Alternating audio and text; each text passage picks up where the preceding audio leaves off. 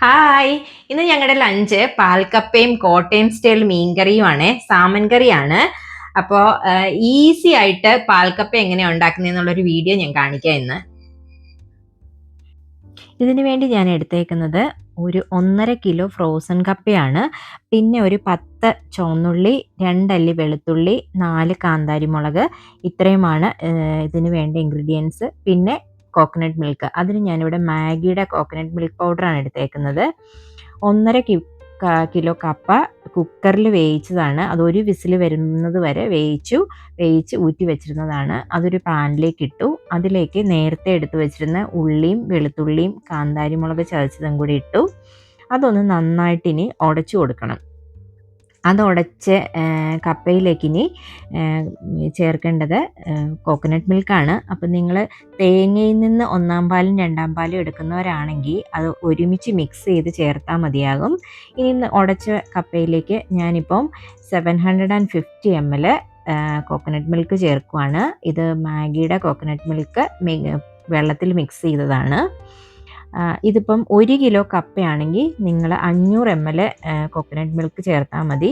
ഇതിപ്പോൾ 1.5 കിലോ ആയതുകൊണ്ടാണ് ഞാൻ 750 ml ചേർത്തേക്കുന്നത്.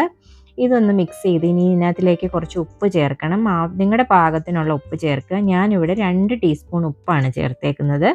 ഉപ്പ് നന്നായിട്ട് മിക്സ് ചെയ്ത് കഴിഞ്ഞ് അതൊന്ന് തിളയ്ക്കാൻ വയ്ക്കുക. ഇതൊരു 5 മിനിറ്റ് നന്നായിട്ട് തിളയ്ക്കണം. നന്നായിട്ട് ഇപ്പോൾ തിളച്ചിട്ടുണ്ട്. ഈ ഒരു കൺസിസ്റ്റൻസി ആകുമ്പോൾ നമുക്കിത് സ്റ്റൗ ഓഫ് ചെയ്യാം. അല്ലെങ്കിൽ ഇത് കാരണം ഇരുന്നൊന്നുകൂടെ കുറുകും.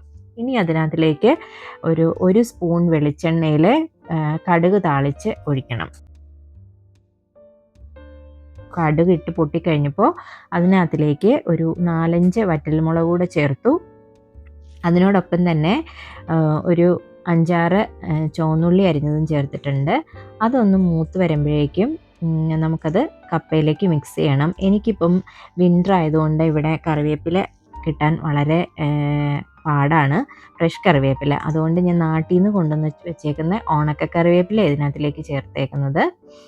അപ്പോൾ ഈ വറവൽ ഇനിയിപ്പം നമ്മുടെ കപ്പയിലേക്ക് ചേർക്കുക. കപ്പയിലേക്ക് ചേർത്ത് അതൊന്ന് ഇളക്കി വെച്ച് കുറച്ച് സമയം ഒരു 5 മിനിറ്റ് അതൊന്ന് അതിനകത്തിലേക്ക് യോജിക്കാൻ വയ്ക്കുക. അത് കഴിയുമ്പോൾ നമുക്കിതൊരു സെർവിങ് പ്ലേറ്റിലേക്ക് മാറ്റാൻ പറ്റും. അത് സെർവ് ചെയ്യുന്ന സമയമാകുമ്പോൾ അതൊന്നുകൂടെ തിക്കാവും. കണ്ടില്ലേ, ഞാൻ നേരത്തെ കാണിച്ച ആ ഒരു കൺസിസ്റ്റൻസി അല്ലല്ലോ ഇപ്പോൾ കപ്പയ്ക്ക്.